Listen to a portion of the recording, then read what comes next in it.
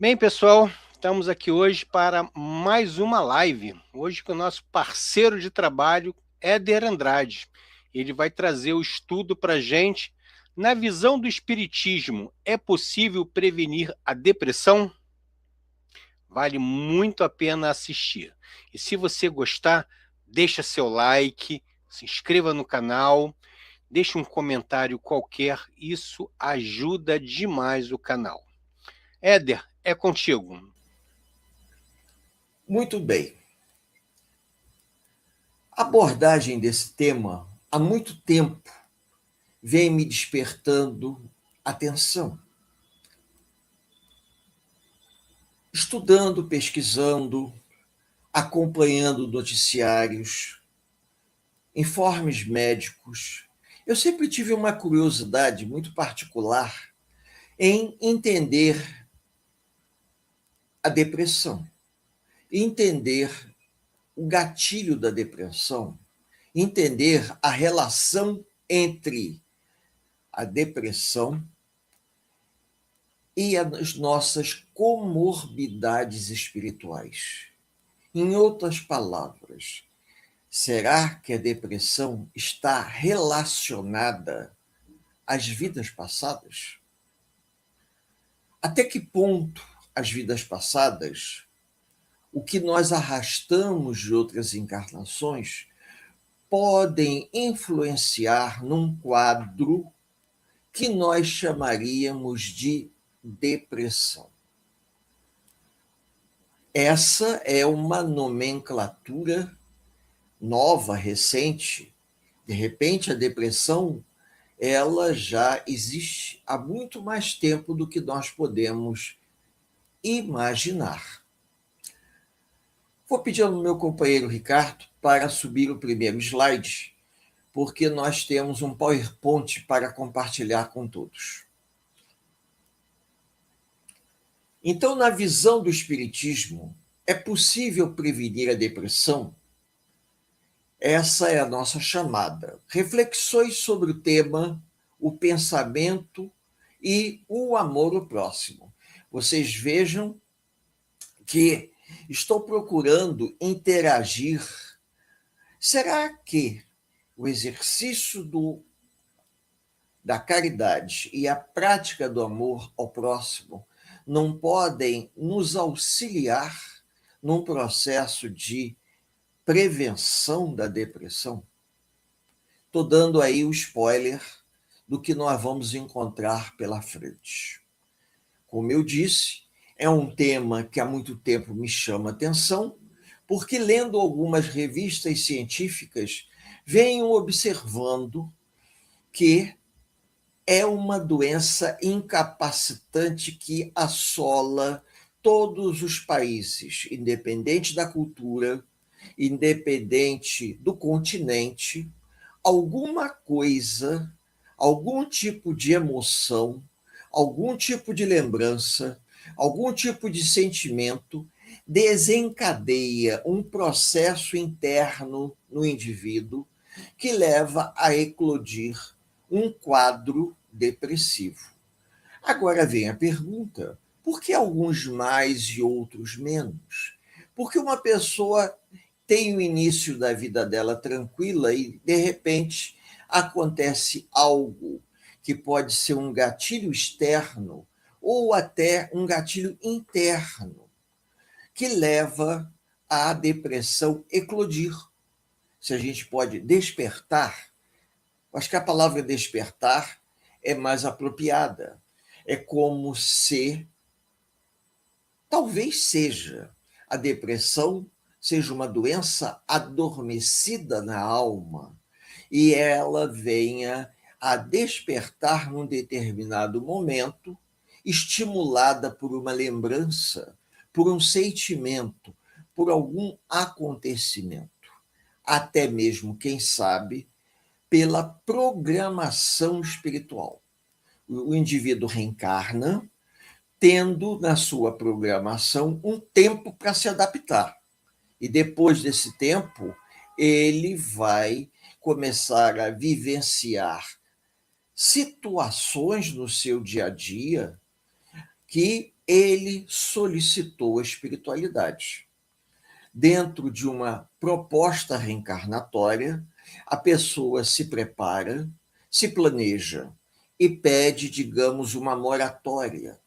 E a espiritualidade oferece essa moratória nos primeiros anos de vida, para que ele se fortaleça, para que ele cresça, amadureça na carne, supere questões menores, porque as questões desafiadoras vão chegar depois. E aí, num determinado momento, ocorre o grande desafio. E nesse grande desafio, ele vai viver algo que ele solicitou. Vamos lá, Ricardo, para o segundo slide agora. Pode. Isso. Uma dor global e atual. Como eu disse, não é uma coisa recente. Desde a antiguidade, nós temos traços que lembram uma depressão, mas traços que nós não temos como explicar de forma lógica. Por exemplo, é uma epidemia que vai assolar o nosso século. Isso haja vista o crescimento desenfreado de fábricas de remédios voltados para tratamentos psiquiátricos. Existe um somatório de fatores sociais: desemprego, baixa autoestima, problemas globais das cidades, a violência, questões de perturbação também, influências espirituais. E também tem um detalhe que a gente esquece: nós trazemos no nosso bojo reencarnatório heranças que são nossas, que elas são chamadas heranças transgeracionais. E o que quer dizer isso? São crenças que nos limitam de forma até mesmo familiar, é o atavismo, aonde você acredita, você tem crenças e verdades que estabelecem limites na sua vida. Isso é um problema sério. Às vezes a pessoa não sai daquele quadro porque ela acredita que ela não tenha condições de sair. Assistindo uma palestra na internet, eu vi um médico famoso do Centro Frei Luís, aqui da Barra, falando exatamente uma coisa interessante. César Frutuoso, em que ele diz que nós trazemos registros no perispírito que eles influenciam de tal forma que muitas das vezes o indivíduo ele precisa passar por uma grande transformação de ordem moral, psíquica e educacional. Nós precisamos nos educarmos para nos modificarmos. Não basta a gente esperar que aconteça um milagre. Milagre não acontece. Nós convidamos as pessoas a irem a uma casa espírita, elas narram os problemas no atendimento fraterno, você orienta. A pessoa faz se ela desejar fazer. Muitas das vezes ela não faz porque ela não que ela não queira, ela não acredita que aquilo que você está dizendo vai surtir o efeito que ela gostaria, porque ela quer uma coisa mais imediata. Só que aquele problema que ela é portadora, ela construiu através de 2 ou 3 encarnações. E não vai ser em 5, 6 anos que ela vai modificar algo que ela traz de outras existências de forma acumulada. Isso é complicado. O indivíduo, às vezes, ele vem com limitações que ele produziu no perispírito pelo abuso do livre-arbítrio. Então, é necessário que as pessoas se conheçam, busquem, quando perceberem que estão vivenciando um quadro de tristeza profunda, prolongada, uma dificuldade que elas não conseguem superar da forma convencional, buscarem ajuda médica, terapia, psiquiatra. Busquem algum tipo de tratamento, até holístico, se for o caso, porque a nossa sociedade ela está adoecida. E nós que estamos encarnados estamos vivenciando isso. Existem fatores sociais pós-pandemia que ficam até difíceis de serem explicados. Um deles eu posso falar de forma bem simples: o trânsito nas grandes cidades. Hoje, para nós nos deslocarmos de determinados bairros para outros, a gente leva às vezes 2 horas, acreditem, para você andar 25, 30 quilômetros. Então, isso tudo vai gerando aos pouquinhos um tipo de comorbidade que leva a pessoa a ir adoecendo. Não é uma epidemia como uma gripe, como a Covid que nós vivemos. Não. Existem epidemias de ordem moral. Com isso, se juntando aquilo que a gente já traz de outras encarnações, aí a coisa fica complicada. É aquela história, como se não bastasse os problemas que existem no mundo, o espírito reencarna trazendo comorbidades em que ele vai ter que se superar para poder viver nesse mundo conturbado. Por isso que nós estamos caminhando num processo de regeneração do planeta. O planeta está deixando de ser um planeta de provas e expiações para ser um planeta de regeneração. Isso vai se dar rápido? Não. Isso vai se dar de forma muito lenta. E nós teremos que ter muita paciência. Por quê? Porque nós construímos o mundo que nós estamos vivendo. Nós somos herdeiros de nós mesmos. E por sermos herdeiros de nós mesmos, todas as comorbidades que eu apresento, eu as construí em algum momento. Por mau uso do livre-arbítrio, pelo desconhecimento da verdade, por achar que se todo mundo fazia, por que eu não podia fazer também? Não é verdade? É uma das coisas mais absurdas, mas é um fato. Quando nós trabalhamos numa reunião de desobsessão, nós temos depoimentos de espíritos que dizem de uma forma muito clara: eu sabia que eu estava errado, mas eu fiz. Porque todo mundo fazia, eu também fiz. E depois o indivíduo se dá conta da dimensão do erro. E nessa palestra do doutor Frutuoso, acho que é Paulo Sérgio Frutuoso, Sérgio ou César Frutuoso, me desculpem se eu estiver fazendo confusão, ele diz que se nós tivéssemos a oportunidade de ver o que a nossa atitude, o nosso ato vai acarretar no nosso futuro, nós não faríamos. Mas existe o livre-arbítrio. E os homens, eles têm a consciência que estão fazendo algo errado. Nós trazemos no nosso íntimo a centelha divina. E a centelha divina nos chama atenção. Isso não é uma coisa certa. E nós acabamos fazendo aquilo que não é o certo, porque nos é conveniente fazer naquele momento. E aí que reside o problema. Porque isso vai se desdobrar.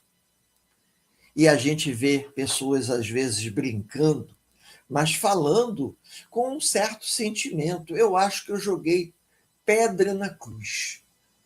E o pior, que quando a gente lê as obras doutrinárias, a gente vê alguns relatos de espíritos que estavam na época do Cristo e jogaram pedra. Só não posso dizer quem. mas está o relato. Eram ignorantes, manipulados pelos fariseus e, infelizmente, pela ignorância, pelo atraso, tiveram uma atitude tão imprudente que, quando tiveram a revelação de que jogaram pedra na cruz, eles se sentiram tão mal que precisaram ser socorridos em enfermarias do plano espiritual. E aí, a bênção do esquecimento nos auxilia, mas não apaga a reverberação da lembrança, porque é exatamente o que está nesse quadrinho. Uma dor global e atual. A dor que nós sentimos da herança transgeracional, ela é a reverberação das nossas escolhas infelizes. Por quê? Porque também temos escolhas felizes, oportunas. Quantas pessoas não nascem com uma habilidade para dançar, cantar, tocar violão, tocar piano? Essa habilidade, essas crianças prodígios, como a gente diz, foram aqueles que souberam usar o livre-arbítrio a seu favor. Mas, infelizmente, a grande maioria utilizou o livre-arbítrio para tirar proveito. E isso acabou deixando registrado no perispírito uma lembrança de culpa. E essa lembrança de culpa, ela reverbera na nossa consciência e nos traz a dor moral do desconforto de algo que a gente não sabe o que é. E quando chega num determinado grau, vira uma tristeza profunda, uma melancolia ou uma depressão, ou outras doenças, porque a reverberação das lembranças emocionais que trazemos no perispírito, elas podem se transferir para o corpo físico? Podem, sob a forma de doenças, que a gente vai ver daqui a pouco. Vamos lá, Ricardo, para o próximo slide, por favor. Isso. Uma doença tão antiga quanto a humanidade. Curiosamente, tá? Essas doenças, elas não são de ontem, não são do século passado. Alguns se lembram da melancolia do século XVIII, dos poetas. Muitos poetas, muitos escritores, até mesmo do Brasil, morreram de tuberculose. Tuberculose foi o mal do século. Por que foi o mal do século? Porque era a doença daqueles que emocionalmente estavam tristes, melancólicos pela perda dos entes queridos. Agora, lá na antiguidade, já existem casos aonde pessoas que perdiam os seus entes queridos, como o caso de Jó, no Velho Testamento, em que ele perdeu a mulher, perdeu os filhos e entrou numa tristeza profunda. Por que tristeza profunda? Porque na época não existia a palavra depressão. E na idade, final da Idade Moderna e da início da Idade Contemporânea, século XVIII, época do Iluminismo, a época em que os poetas começaram a escrever, muitos poetas, século XIX também, e na história do Brasil nós vamos ver a grande quantidade de poetas parnasianos que escreveram poemas maravilhosos, mas tudo uma tristeza, uma saudade, uma lamentação, uma lamúria com relação à vida, e todos acabaram adoecendo.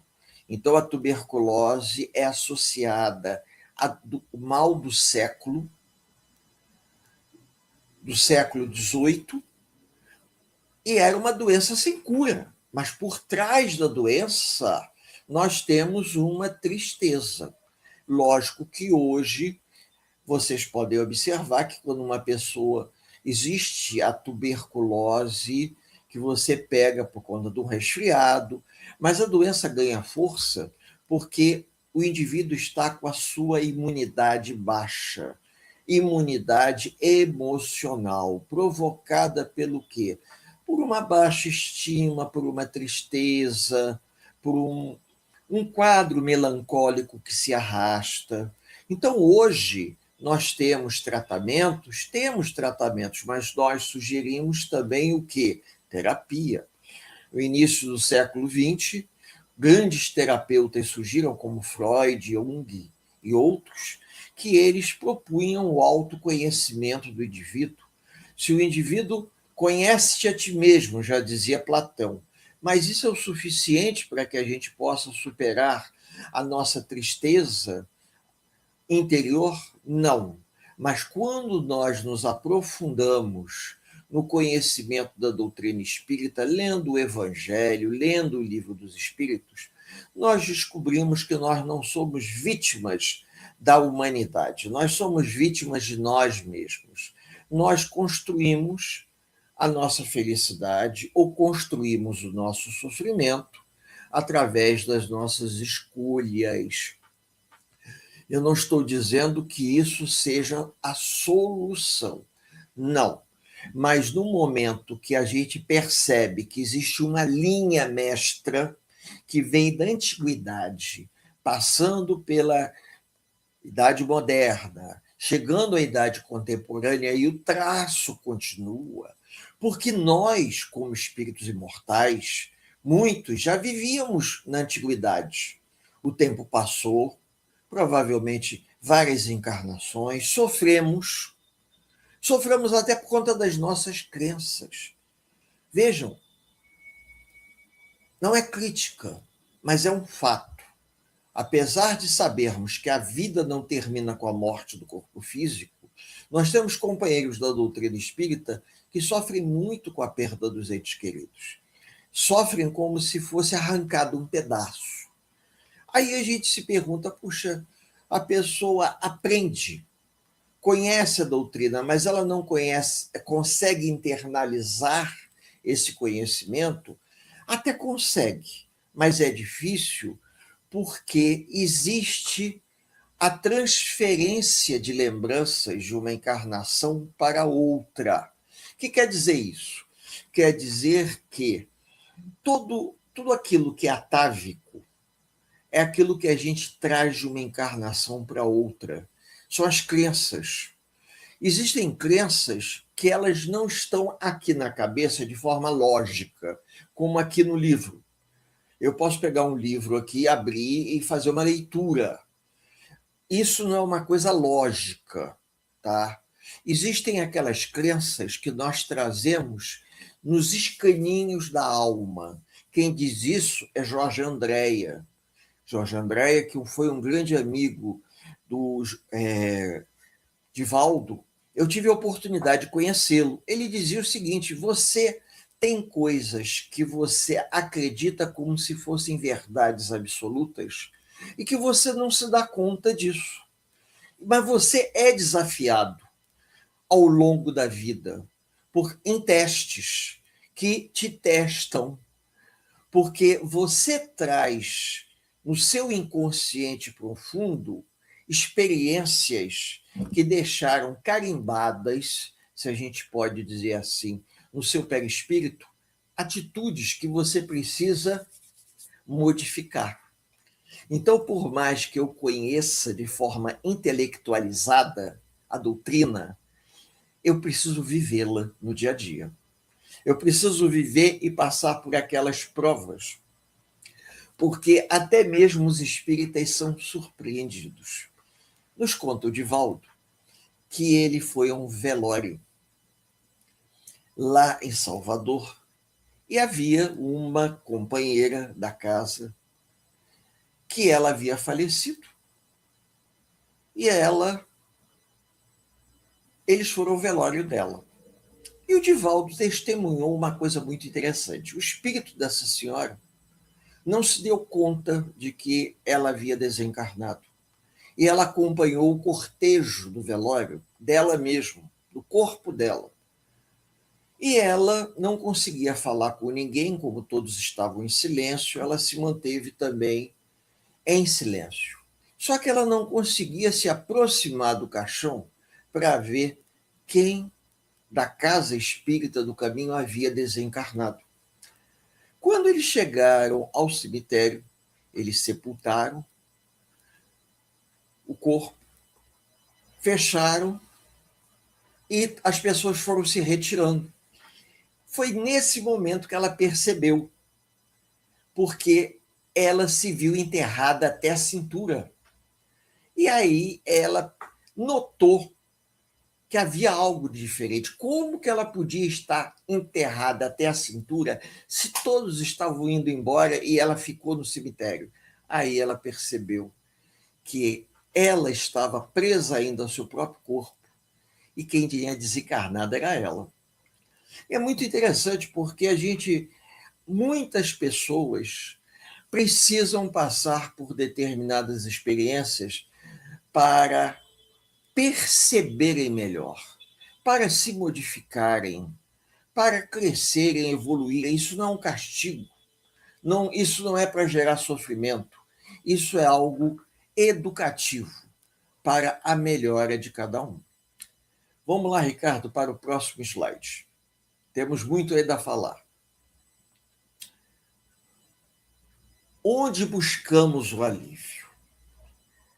Buscamos o alívio de acordo com as nossas possibilidades da casa espírita que frequentamos, através do esclarecimento fraterno, através do estudo, através da espiritualidade que nos escuta e que nos influencia a prática do bem, a prática da caridade.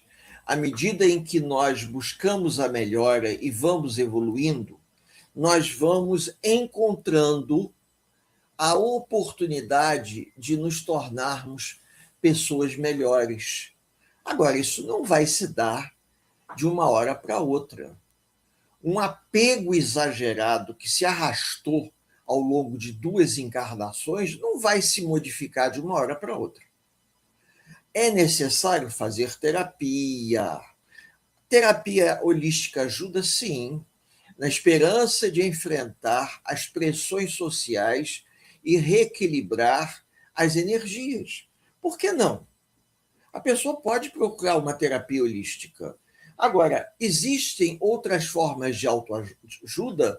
Sim, ir a um terapeuta clínico, fazer sessões de terapia, dependendo do grau, do desequilíbrio das emoções, você tomar uma medicação. A doutrina espírita, ela não é contra. E eu não sou médico. Eu acredito que nós devemos usar todo o conhecimento como uma ferramenta para nos auxiliar a nos melhorarmos. Vejam bem, a nos melhorarmos. Nós não vamos substituir uma coisa por outra. Tanto é que algumas terapias sugerem até, você poderia deixar os remédios. Não, tome os remédios, busque a terapia alternativa, até terapias orientais de meditação, yoga. Todos temos que buscar ferramentas, para não dizer bengalas, se for o caso, para caminharmos. Porque chega um determinado momento que as nossas comorbidades espirituais, elas vão dificultar a nossa caminhada. O que são as comorbidades? Olhando direto no dicionário, a comorbidade é quando 2 doenças juntas, elas produzem um efeito quase que inexplicável. E em termos espirituais isso é possível? Sim. Se o indivíduo é portador de 2 questões muito complicadas, pode acontecer do surgimento de uma terceira questão, que ela só surgiu por conta daquelas 2 que estavam ali agregadas uma à outra. Então, nós precisamos ter um olhar diferente, precisamos ressignificar a nossa história de vida, precisamos promover a nossa reforma íntima. Mas através de que maneira? Muitos perguntam: estudando, lendo, praticando o evangelho, praticando a caridade, dentro das nossas possibilidades. Vamos tentar fazer o que está ao nosso alcance para ajudar as pessoas que precisam. E isso tudo vai contribuindo para uma renovação, eu diria que uma releitura da nossa realidade. A cada dia, nós vamos mudando a maneira de enxergar esse mundo em que nós nos encontramos, de tal forma que, se Kardec encarnasse hoje, provavelmente ele iria escrever a codificação bem diferente. Porque tem momentos que a gente está lendo as obras e a gente vê que alguns exemplos que Kardec coloca, ele se reporta muito àquela época, coisas que hoje nós não fazemos. Como, por exemplo, ninguém vai evocar um espírito. Algumas casas espíritas até o fazem, mas Kardec sugere que só em casos de medidas extremas. Por quê? O próprio Emmanuel fala em caso de necessidade de ajuda, não por curiosidade frívola, mas nós podemos, numa prece, solicitar a presença dos nossos mentores, do nosso espírito protetor, nosso guia espiritual, para ajudar a resolver uma questão. E isso é possível numa reunião em casa espírita. Pedir a presença dos mentores da casa para uma coisa muito específica, ajudar os necessitados. Agora, não do jeito que era na época de Kardec, né? As pessoas se reuniam e, pela mera curiosidade, perguntavam aos espíritos as coisas mais possíveis e imagináveis. Então, nós hoje temos ferramentas, temos livros de autoajuda, são vários livros de autoajuda de várias religiões, de várias correntes religiosas, que propõem ao indivíduo o autoconhecimento, a melhora, a transformação, a mudança, sair da sua zona de conforto, fazendo alguma coisa. Olha, eu digo isso. Chico Xavier chegou aos 92 anos indo à casa espírita. Nós conhecemos vários companheiros que já chegaram, ultrapassaram a barreira dos 90 anos e vão à casa espírita fazer palestra ou fazer a prece ou até dirigir a reunião. Conhecemos, só não vamos citar. Na nossa casa temos o nosso diretor doutrinário, vai fazer 92 e ele vai 3 vezes por semana à casa espírita. Então vocês vejam que o indivíduo, quando ele vive aquilo que ele acredita, ele traça um objetivo e ele segue esse objetivo, assim como muitos outros que a gente conhece.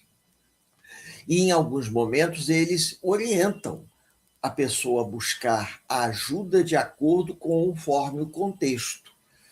Então nós não podemos abrir mão da ajuda médica para superar as nossas dificuldades de alívio e também estudarmos, buscando o esclarecimento. Eu já tive a oportunidade de ouvir de uma frequentadora da casa espírita, após uma reunião, o seguinte: ela disse: olha, a reunião de hoje foi excelente, eu escutei algo que eu precisava ouvir. É como se eu tivesse tirado um peso do meu coração. O que ela ouviu, eu não sei, mas para ela aquilo foi importante. Dessa maneira, a solução do problema dela não foi comprado numa farmácia, foi escutando uma palestra voltada para esclarecimento, para a caridade, para a melhora do nosso semelhante. É o exercício do amor ao próximo, que é a coisa mais importante, tirando o peso da dificuldade moral que nós carregamos. que podem nos levar a adoecer também. Ricardo, vamos passar para o próximo slide. Aumentando aí. Muito bem. A visão integral, ciência e espiritualidade. Observem. Nós temos aí o apoio médico e o apoio espiritual combinado. Então, a prática diária, a leitura das obras de autoajuda só tem valor real quando aliada à ação transformadora e ao acompanhamento especializado. Então, na verdade, você não pode desassociar a ajuda médica do apoio espiritual. Ou seja, eu vou ao médico, eu procuro tomar a medicação de acordo com o que o médico prescreveu. Esse slide é a combinação do anterior, complemento. E vou à casa espírita tomar passe, beber água fluidificada, fazer minha parte, participar das reuniões, estudar, compreender a doutrina espírita, lermos um pouco mais, nos aprofundarmos dentro da doutrina espírita.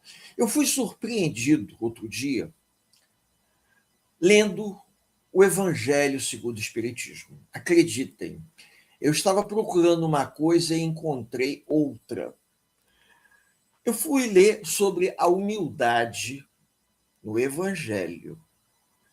E quando eu li a passagem da humildade no Evangelho, eu fiquei impressionado porque Kardec ele não dá um ponto sem dar um nó. Ele disse, dentro da questão da humildade, que a maior caridade que nós podemos fazer para quem precisa não é meter a mão no bolso e dar uma ajuda, a saída do templo, a saída da igreja, na rua, em frente ao supermercado.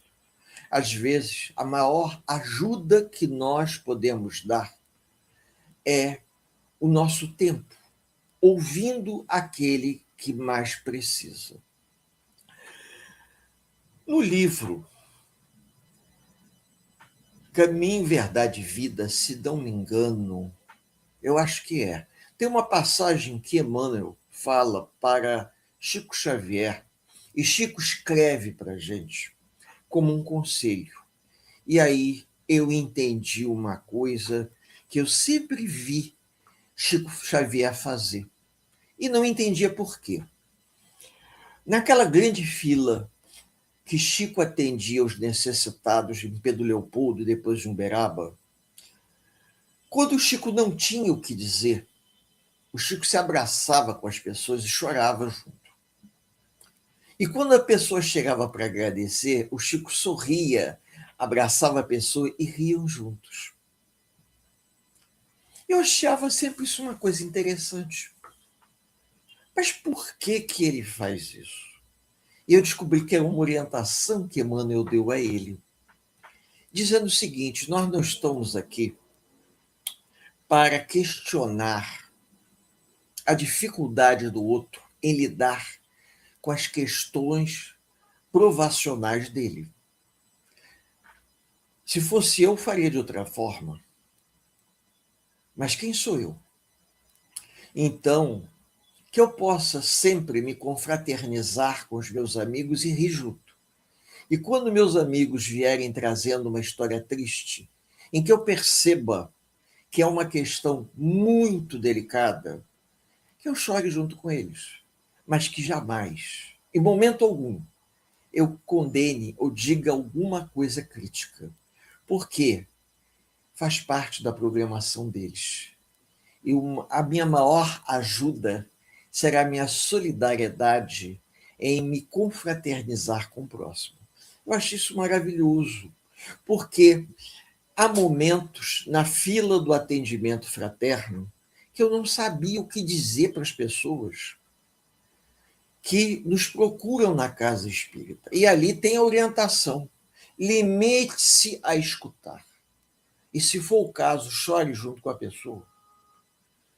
Não vá proferir nenhum tipo de explicação para o problema, porque ela precisa ser ouvida e você está ali fazendo a caridade de escutá-la. E você vai auxiliá-la, dando forças morais, interagindo com ela, dando-lhe apoio. Aprendi numa página que eu abri ao acaso, numa manhã. Vejam, a gente é interessante porque a doutrina, muitas das vezes, ou na grande maioria delas, ela nos ensina através de pequenas passagens. Tem pessoas que talvez tomem uma medicação por 6 meses, 1 ano, 2, e melhorem tanto que o médico vai diminuir a dosagem. Outros vão tomar a vida inteira a mesma medicação e o médico não vai diminuir a dosagem porque cada caso é um caso diferente. Cada história é uma história diferente. E cabe a gente entender, perceber e botar em prática. Ricardo, vamos à próxima? O próximo slide, por favor. A raiz espiritual. Eu até comentei. Você vê uma árvore, mas você não vê a origem das raízes da árvore.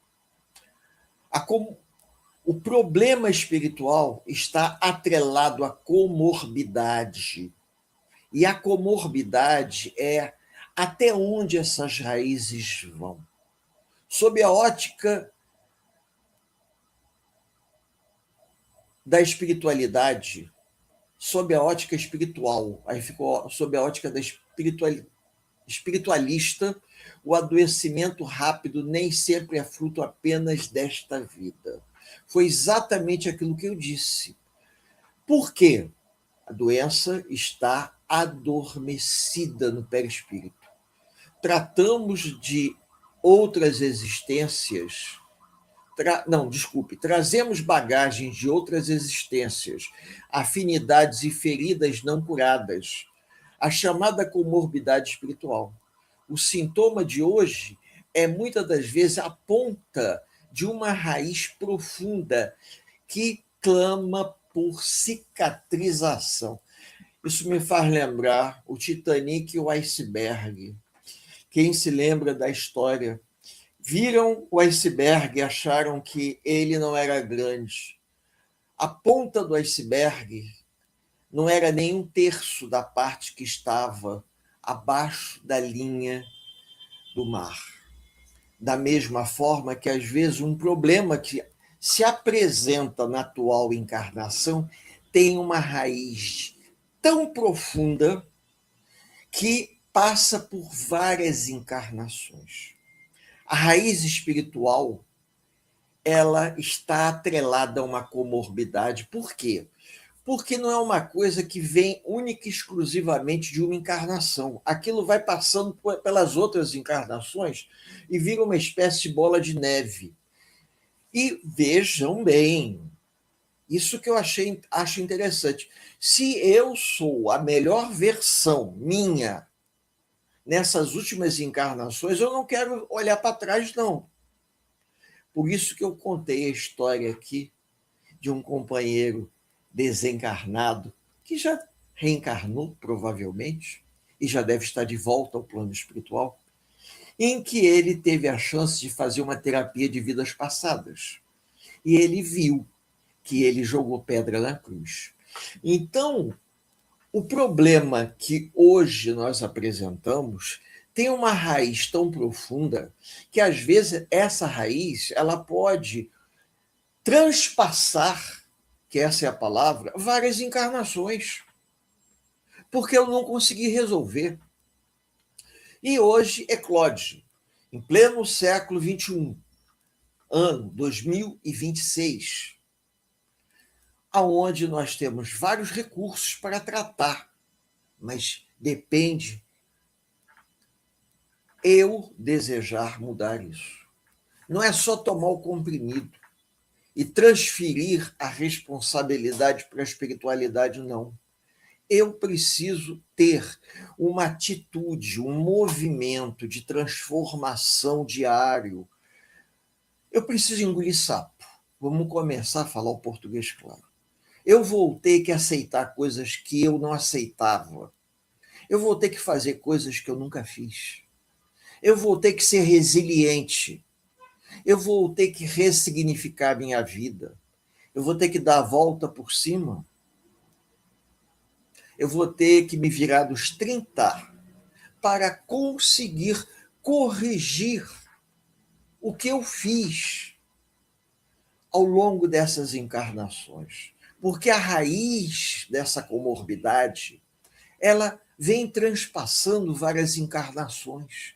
Ou seja, ela traz de várias encarnações como se fosse um x-tudo da vida, aqueles sanduíches que a gente vê nessas carrocinhas próximos ao estádio de futebol, que o cara coloca um pouco de cada coisa, e fica aquela coisa empilhada, depois ele imprime e fica, né, chamado x-tudo. Você traz tudo para e desemboca na tua encarnação. E aí? Do nada, um dia, quando eu estou menos esperando, alguma coisa se modifica. E para consertar? Está vindo à tona. O bueiro entupiu. Tudo que eu jogava ali resolveu voltar, deu um refluxo. E quando nós temos esse refluxo, que tudo vem à tona para poder limpar, dar uma trabalheira. E a gente precisa ter paciência. Paciência, boa vontade. Se eu soubesse disso tudo há 40 anos atrás, eu não teria feito nem metade do que eu fiz, de coisas que hoje eu me arrependo. Eu sou sincero com os amigos. Por quê? Porque, como disse o Dr. Paulo César Frutuoso, César ou Sérgio, não importa. Se a gente pudesse lá atrás ver o que a nossa atitude se desdobraria num futuro para nós mesmos, a gente não faria. E eu ainda vou mais além. Eu acredito que existem pessoas que até se vissem não iam acreditar. Iam dizer, não, isso é invenção. E se vocês estão fazendo isso para me enganar, aí mesmo é que eu vou fazer. Então, quando nós vamos amadurecendo, quando nós vamos estudando, quando nós vamos lendo, a gente começa a ter um nível de consciência que faz com que a gente tenha uma cautela de ordem moral que a gente não tinha. Hoje, eu já não penso duas vezes. Se eu desconfio que aquilo ali não é uma coisa que deva ser feita, eu não faço.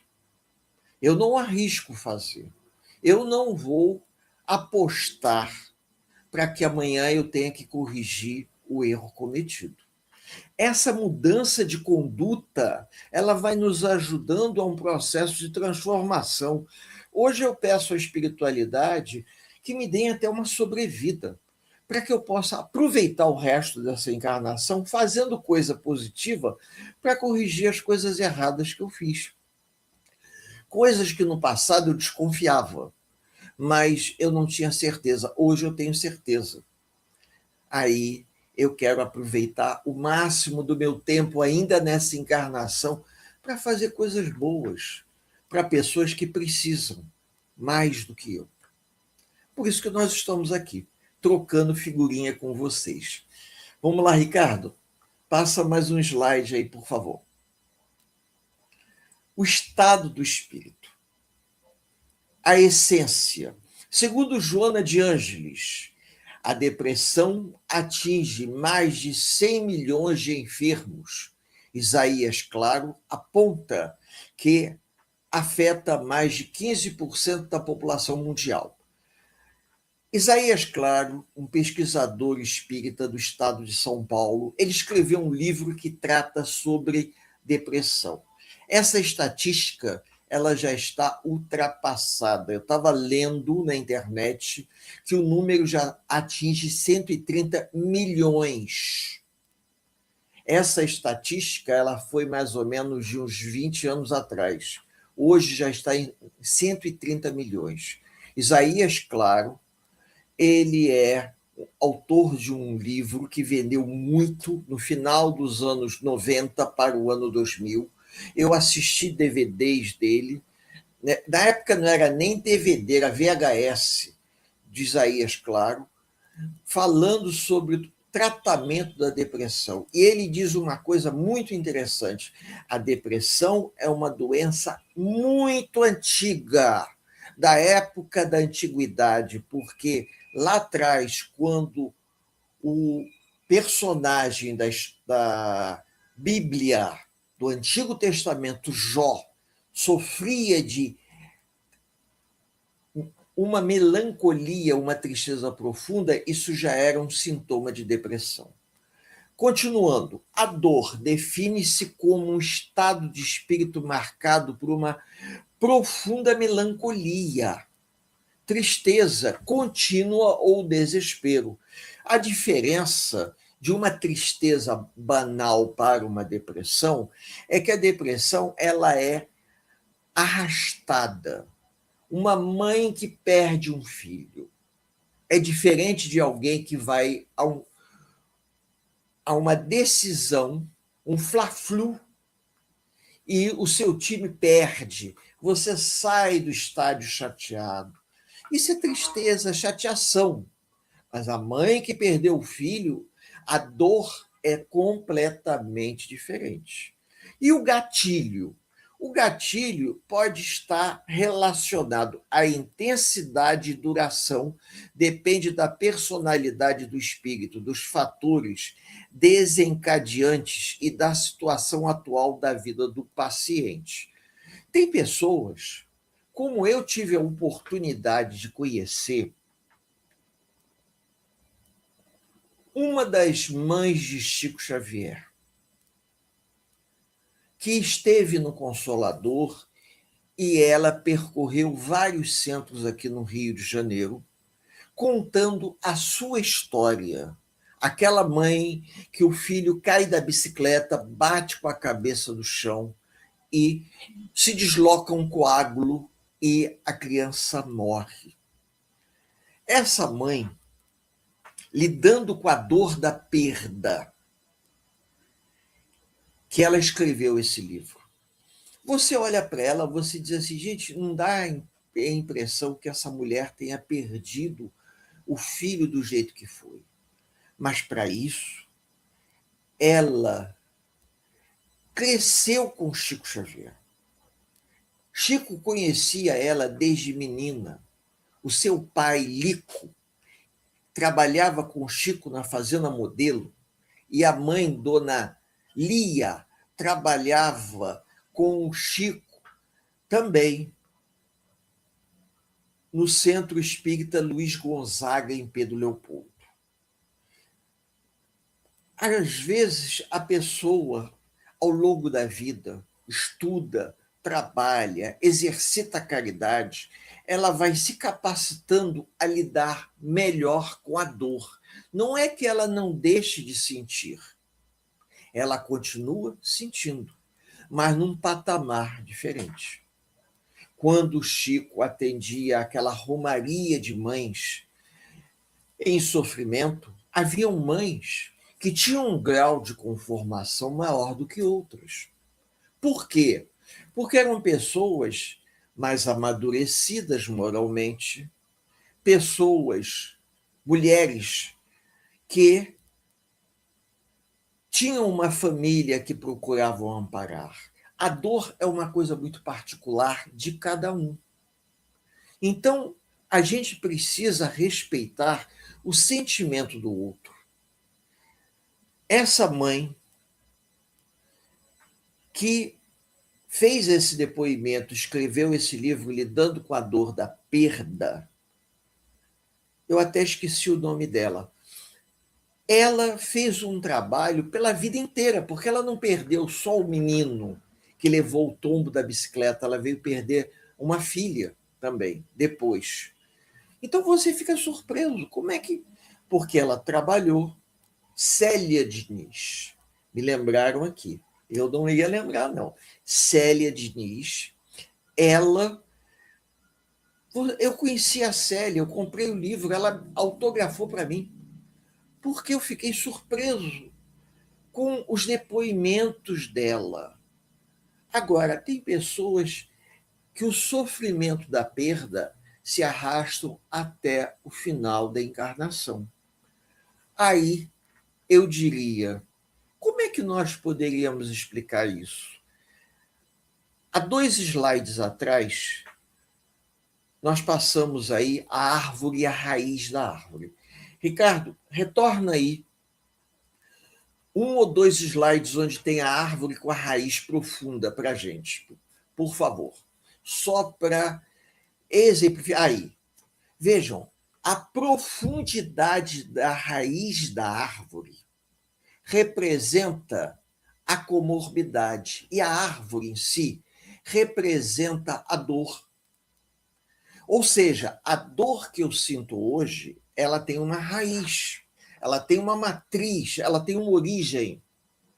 E essa origem, como eu disse aqui, ela pode transpassar várias encarnações. A gente não sabe da onde vem essa raiz. É que nem infiltração. Em prédio, para você localizar uma infiltração, dá uma trabalheira. Você sabe que a água está pingando no teto do seu vizinho, mas da onde que está vindo? Em que ponto o encanamento está furado? Você não sabe. Então, às vezes, tem que sair quebrando tudo. Só que no caso de uma pessoa, você não pode fazer isso. Mas a origem da dimensão do sofrimento é uma combinação de fatores. Pode voltar, Ricardo. É uma combinação de fatores. Por quê? Porque nós não sabemos a natureza do gatilho. O gatilho, ele pode estar na atual encarnação, mas ele se reporta à encarnação aonde a raiz da árvore vem até o momento presente. Eu acho esse exemplo ele é perfeito, porque muitas das vezes a pessoa pensa assim, meu Deus, eu faço tudo para estar bem, mas acontecem determinadas coisas que me desestabilizam totalmente. Por quê? Porque a raiz, a matriz, ela está lá atrás, em outras encarnações, e a gente não sabe por quantas encarnações a raiz transpassa. Então, ela está trazendo lembranças que se sobrepõem, como aquela história do X-tudo. E aí, como é que eu vou resolver isso? Lidando com a dor, ressignificando os sentimentos.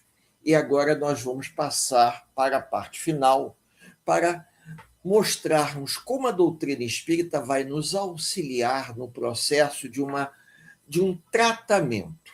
Vamos lá, Ricardo, para o próximo. Existe uma profilaxia? Até certo ponto, sim. Mas eu não posso mudar aquilo que eu construí de uma hora para outra. O acolhimento da casa espírita. É comum buscar o centro espírita solicitando atendimento fraterno para prevenção ou tratamento. Muito bem. Para tratamento, é normal, mas para prevenção, é uma coisa muito relativa. Eu não tenho como me prevenir para algo que está na minha programação dessa encarnação, porque as coisas já estão acontecendo. Contudo, por maior que seja a boa vontade do dirigente, nem sempre é possível, ficou aí trocado, possível prever a predisposição de alguém à depressão ou o grau em que ela ocorrerá. Eu, por exemplo, posso ainda vir a passar por um problema muito grave que venha a desencadear um processo depressivo grave, mais sério na minha vida. Mas eu não sei. O que eu posso, então, fazer de forma preventiva. O primeiro e mais importante passo é sempre o acolhimento amoroso e sem julgamentos. Então, o dirigente da casa espírita, quando recebe uma pessoa que às vezes traz um problema dela ou de um familiar, você acolhe dentro das suas possibilidades.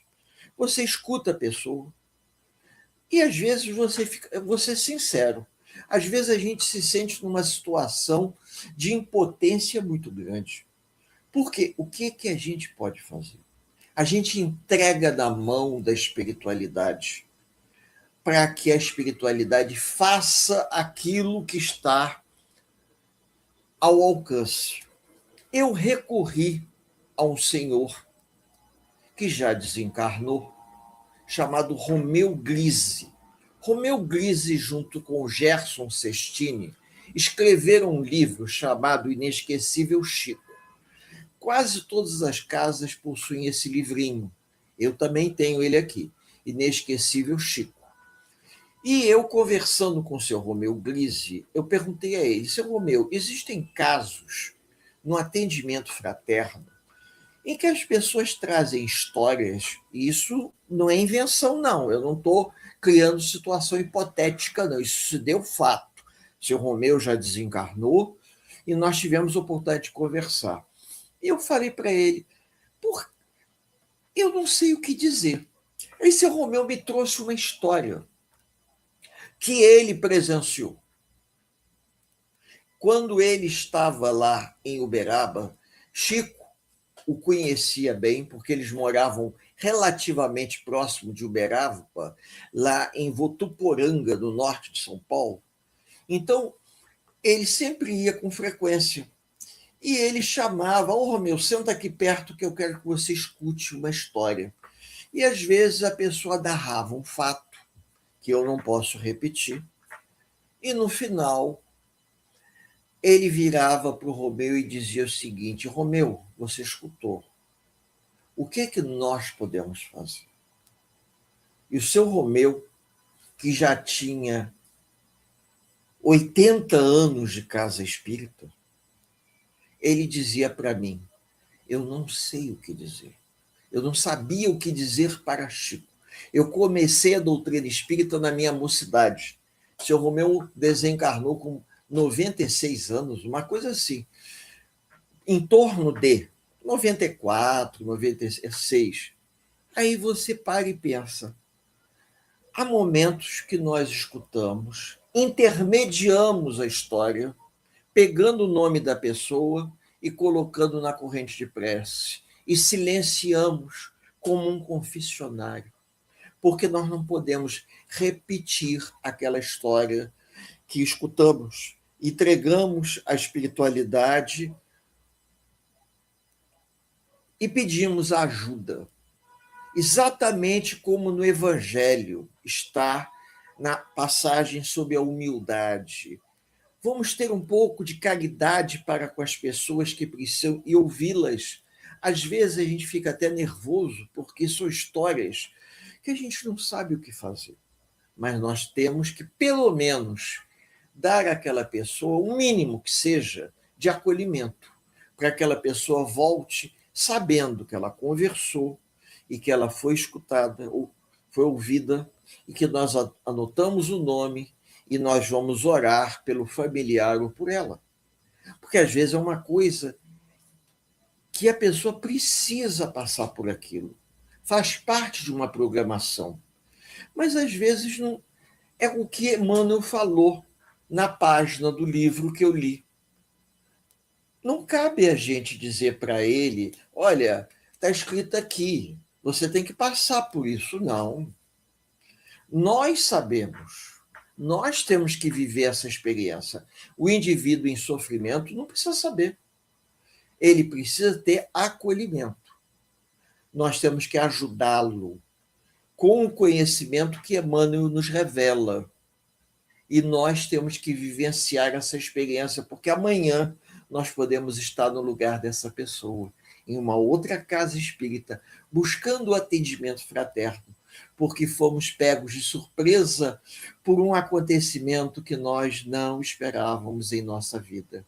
E toda a nossa experiência de vida parece que não nos serve muito. E aí buscamos ajuda em alguém que possa nos consolar. E isso já aconteceu, hein? Vamos lá, Ricardo.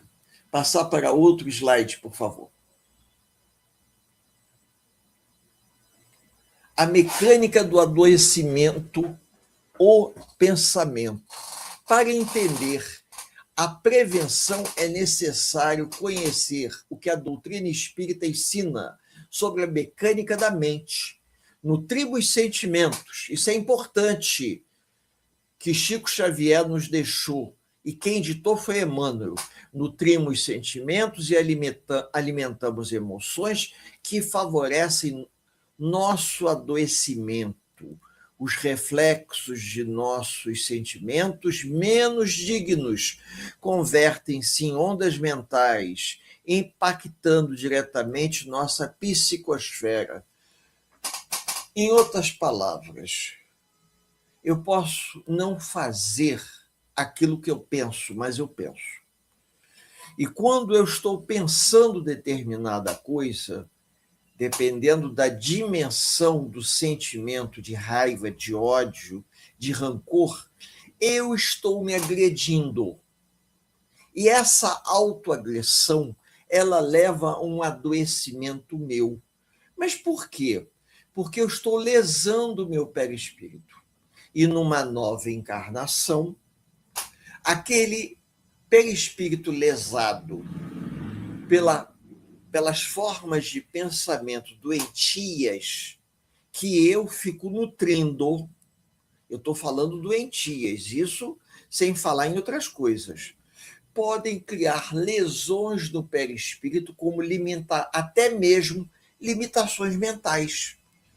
Então, existem pessoas adoecidas só do corpo, e tem pessoas que são adoecidas da mente, reflexo de atitudes feitas, não de pensamentos.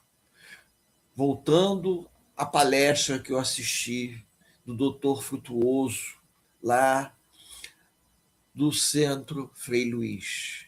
As agressões mentais que nós produzimos a nós mesmos podem promover desequilíbrios difíceis de serem corrigidos. Principalmente quando nós usufruímos do nosso conhecimento para tirar proveito em ter atitudes em proveito próprio. É delicado isso, mas, enfim, o que a gente pode sugerir? Que as pessoas procurem cultivar bons pensamentos. Mas tem pessoas que têm dificuldade de cultivar bons pensamentos. Então vamos às boas atitudes, à prática da caridade, do amor ao próximo. Vamos trabalhar na casa espírita fazendo alguma coisa útil para alguém que precisa. Vamos participar de uma campanha, doações. Estamos no inverno, doação de cobertor, doação de agasalho. Um agasalho em bom estado que a pessoa tem em casa não esteja usando, um cobertor que a pessoa tem em casa e não esteja usando, ou compre um e doe. Hoje em dia nós temos esses cobertores de microfibra que são mais baratos e são extremamente confortáveis, doar para pessoas mais simples que precisam. Vejam, eu convido. Vamos convidar, vamos fazer o que está ao nosso alcance. Eu tenho pedido realmente que a espiritualidade me ajude aqui nesse final de encarnação. Eu possa fazer alguma coisa, um diferencial em relação às encarnações anteriores. Eu não vou mudar quem eu fui nem quem eu fiz. Eu usando as palavras do Chico, mas daqui para frente a gente pode fazer as coisas de forma diferente, porque a gente está tendo uma consciência maior.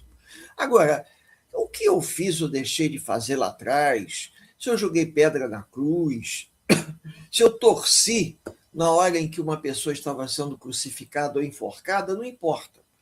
Eu vou responder pelas minhas atitudes. mas que as minhas atitudes daqui para frente sejam atitudes positivas, que somem a meu favor. E aí estendamos o convite a todos das casas espíritas. Vamos trabalhar em prol do bem. Vamos fazer o que está ao nosso alcance para ajudar. Vamos lá, Ricardo, próximo slide. A gente está quase terminando, mais um pouquinho a gente finaliza. O reflexo no corpo físico. Foi aquilo que eu disse da questão do adoecimento da mente e do adoecimento do corpo. As ondas mentais menos felizes que emitimos retornam sobre nós mesmos, tumultuando o serviço de nossas células nervosas, instalando-se na pele, vísceras, medula e tronco cerebral, derramam-se sobre o córtex encefálico, podem produzir alterações gástricas, variando de fobias ocultas até loucuras manifestas, alienação mental. Isso produzido pelo quê? Pelo o fato de nós estarmos nutrindo um sentimento contra uma determinada pessoa, uma determinada situação. No momento em que eu fico nutrindo aquilo se passa dias, você vai nutrindo aquela cantilena, parecendo aquela catraca de cidade do interior que fica rodando, né? Aquilo vai modificando as nossas energias e o nosso perispírito ele fica cheio de manchas provocadas pelas nossas formas de pensamento. Quem já leu André Luiz, no livro Nosso Lar, tem um caso de uma mulher que estava, eu não vou completar a história, que estava próxima à cerca, aos portões de Nosso Lar, querendo entrar em Nosso Lar. E André Luiz, ele chega no portão, ele vê a mulher, ele está com aquela enfermeira que fez uma amizade muito grande com ele, e ela diz, olha, ela não pode entrar. Olha, mas por quê? Você não vê, mas eu vejo várias manchas no perispírito dela, fruto das atitudes imprudentes. Narcisa viu as manchas. Mas André Luiz não viu. Narcisa viu que ela precisava, para entrar em Nosso Lar, depurar as manchas que eram reflexo das formas de pensamento que ela construiu no seu perispírito através do mau uso do livre-arbítrio. Quem tiver curiosidade pode estudar o livro de Nosso Lar e aí vai conhecer a historinha. Vamos lá, Ricardo, para o próximo slide, por favor.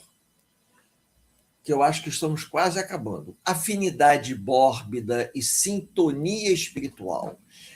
A sintonia. Ao vibrar nesta frequência, criamos uma onda, uma afinidade. Pode ser mórbida? Pode. Pode ser uma sintonia elevada também. Estamos em sintonia com companheiros encarnados ou desencarnados, que compartilhamos o mesmo modo de proceder ou de ser. A sintonia, ela pode ser uma sintonia pesada ou não. Se eu estou sintonizado em interesses mesquinhos, sórdidos, vai ser uma sintonia mórbida. Se eu estou sintonizado em uma sintonia elevada, voltada para o bem, para a prática da caridade, vai ser uma sintonia espiritual elevada. A mórbida, ela é uma sintonia de baixo padrão vibratório. E a consequência? Vamos ver a consequência. Esses reflexos nos atingem com sugestões destruidoras, no caso da mórbida, direta ou indireta. Isso agrava o quadro depressivo por meio da obsessão. comum, mesmo quando nas aparências a pessoa parece aparentemente sadia. Lembrando de uma passagem infeliz, quando Jesus e Barrabás foram levados a um julgamento, aonde Pilatos pergunta ao povo quem deveria ser salvo e quem deveria ser condenado à morte. Muitas pessoas que estavam ali, sendo pagas pelo Sinédrio, por Caifás, insuflaram o povo a gritar Barrabás. Uma delas foi o personagem que eu comentei com vocês que jogou pedra na cruz. Como é que a gente sabe disso? Que a gente acaba lendo e sabe que a classe dos fariseus tinham pessoas boas, como Nicodemos, mas alguns tinham interesse de controlar a política e a economia de Jerusalém e vão insuflar jovens imaturos junto à multidão para que gritassem Barrabás. Por isso que Jesus foi crucificado. Isso está no mesmo livro que eu li o restante da história. Para a gente parar para pensar. Quando em alguns momentos nós tomamos partidos e, por uma questão de interesse mórbido da nossa parte, nós acabamos nos afinizando com situações que nós, infelizmente, não deveríamos. Isso não quer dizer que a gente vá não tomar parte, não é isso. A neutralidade também não é bom, mas eu digo isso apenas para que os amigos percebam que quando, num jogo de futebol, duas torcidas, elas que deveriam estar se distraindo, assistindo aos espetáculos, elas entram em conflito, é reflexo de afinidade mórbida. Ricardo, vamos lá, eu não sei se é o último, eu acredito que se não é o último, é o penúltimo, vamos ver aí, pode aumentar. A chave da prevenção, orai e vigiai, para não cairdes em tentação. O relato de Emmanuel nos convida a repensar nosso comportamento. A passagem bíblica, orai e vigiai, ganha um sentido mais profundo e científico. Vigiai nossos pensamentos e alterar nossa forma de enxergar o próximo. É o primeiro grande passo preventivo para interromper o ciclo das ondas mentais destrutivas. Vejam bem, eu acredito que esse é o último slide. Orai e vigiai. Isso já era explicado antes. Agora nós temos um desdobramento da explicação, para que a gente não se sintonize a formas de pensamento doentias que nos levem a adoecer. Vários livros com psicografias contam que espíritos imprudentes acabaram se envolvendo em situações desnecessárias porque se sintonizaram. André Luiz nos fala isso várias vezes, que a gente precisa manter uma certa imparcialidade em alguns casos. Isso não quer dizer que a gente não tenha uma opinião. Temos. Mas quando nós percebemos que tomar uma opinião pode nos levar a um processo de perturbação, porque a energia que leva as pessoas a uma sintonia mental, ela é doentia, então nós temos que manter uma posição, orai e vigiai, para que as coisas se resolvam da melhor forma possível e nós não nos afinizarmos com um pensamento deletério, pesado, que possa trazer consequências graves para nós. Isso me faz lembrar, para que eu possa finalizar, um documentário que eu vi sobre a Primeira Guerra Mundial, quando a guerra foi decretada na Alemanha e na França, jovens correndo nas ruas, festejando que eles iam entrar na guerra. Quem não teve chance de ver, veja Nada de Novo no Front, um filme que se passa na Alemanha e que mostra exatamente a visão romântica da guerra e a realidade. Às vezes é preferível que a gente dê um passo atrás e não vá. Não se envolva, não se comprometa por conta das consequências e o desdobramento que a nossa atitude pode trazer à nossa vida, principalmente quando nós sabemos. Ricardo, pode finalizar, né? Que eu acho que esse é o último slide. Eu acredito que não tem outro. Não, não, ainda tem mais 3. 3? Ah, é? Então, esse vamos... é o 12. Tá, então passa rápido, vamos lá. 13, 14 e 15. Nossa, ficou grande mesmo. Mas vamos... 13. Vou voltar lá, vou descer e você continua. Tá, então, olha só. Tá nesse 12. Vou passar para o 13 agora. Tá. Aí então tem agora... 13, 14, 15. 3. Você quer que a gente faça um corte para poder tirar? Não. Eu vou, aqui vai ter um corte. Nesse momento vai ter um corte. Eu vou descer e você pede para passar, aí eu vou passar. Tá. Então vamos passar para o próximo. Nós vamos ler rápido. A terapia do ação e do amor. Precisamos buscar atitudes altruístas. O exercício da caridade e da prática do amor ao próximo funcionam como uma poderosa reeducação dos valores morais. Isso aí é ponto principal. E segundo Emmanuel, ajudar o semelhante altera a nossa frequência mental, nos fortalece imensamente nos momentos de nossa própria necessidade. Isso aí já está dito. Pode passar, Ricardo, para o próximo. Nós já conseguimos resumir para vocês. A vida responde. A vida responde uma via de mão dupla. A vida é uma via de mão dupla. Recebemos de volta aquilo que oferecemos aos outros. Ajudar com o sentimento, com a ideia, com a palavra e com a ação é invocar o apoio integral da vida a nosso favor.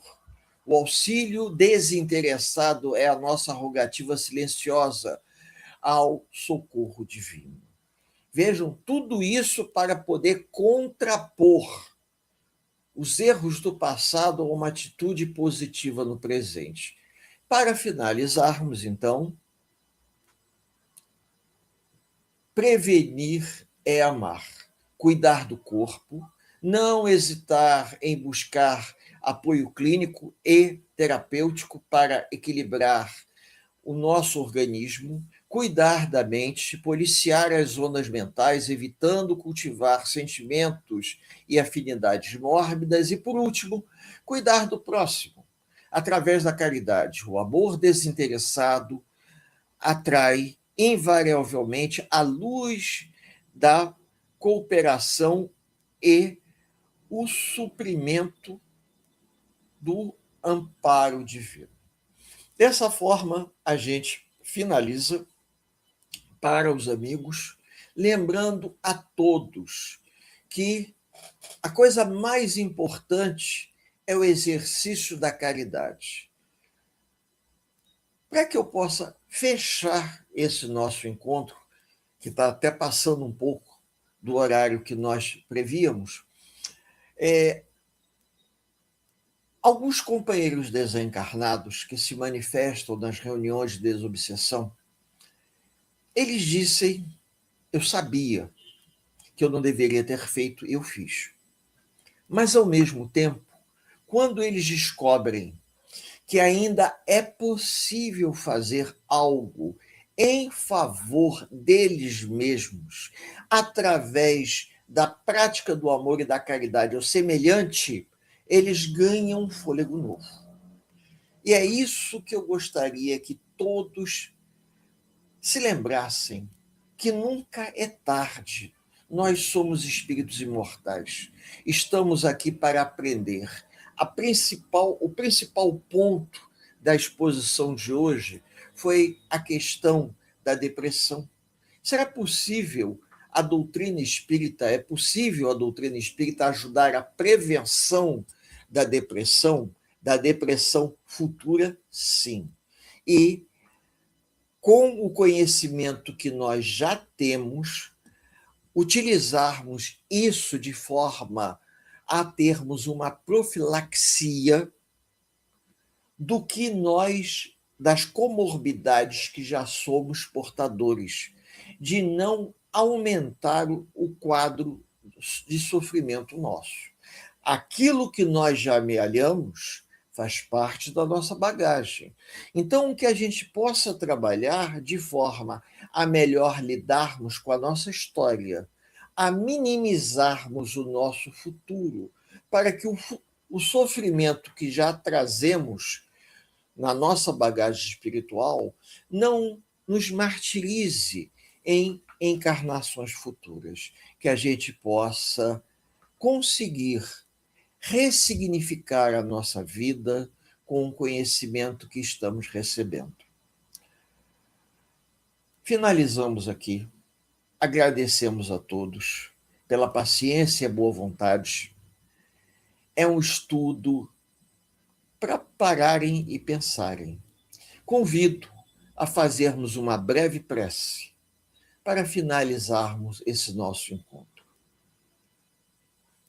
Benfeitores do mundo maior, nos resta agradecer a oportunidade que estamos tendo de aqui trabalharmos em prol do bem, usando o conhecimento que possuímos para compartilhar ajuda a encarnados e desencarnados.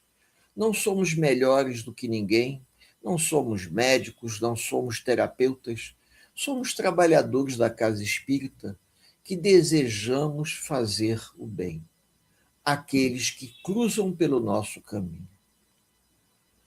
Muita paz a todos. Que Jesus nos abençoe e até uma próxima oportunidade de estarmos juntos. Nosso muito obrigado. Perfeito, Éder. Muito bom. Concluímos aqui mais uma live. Muito obrigado, Éder. E reitero, se você gostou do nosso estudo, deixa seu like, se inscreva no canal e faça um comentário qualquer. Até a próxima.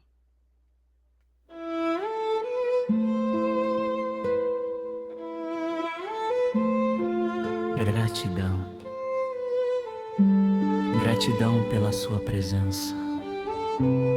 Que a paz do Mestre Jesus permaneça em seu coração.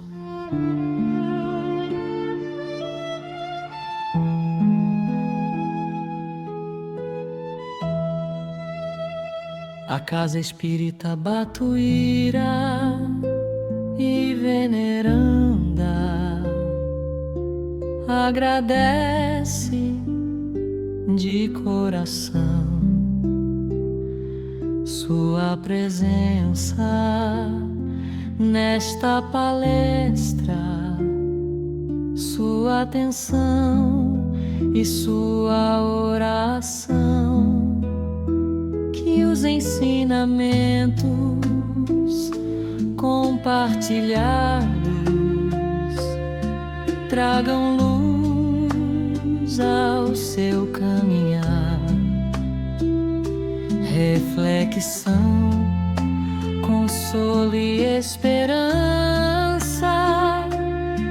para a sua alma iluminar. Deixe o seu like, inscreva-se em nosso canal, assim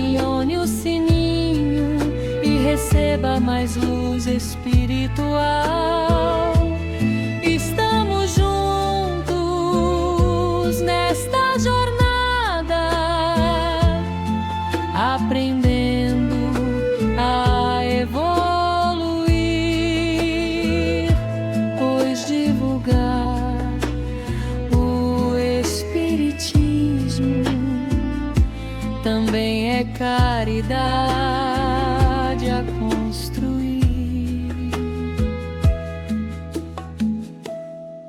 Nossa casa é virtual, mas une corações em oração, levando a mensagem espírita aos que buscam compreensão. Que Batuíra e Veneranda possam sempre lhe amparar,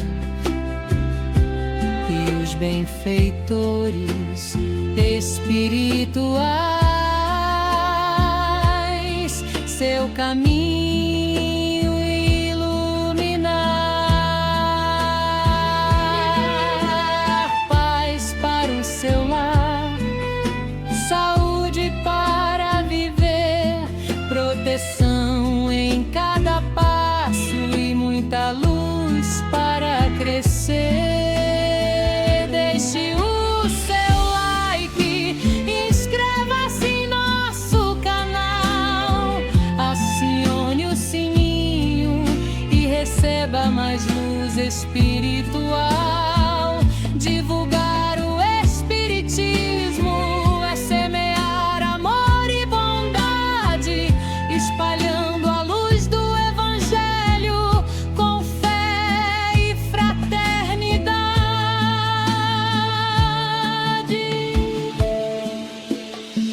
Até nosso próximo encontro. Que Deus esteja com você. Casa Espírita Batuíra e Veneranda. Harmonia.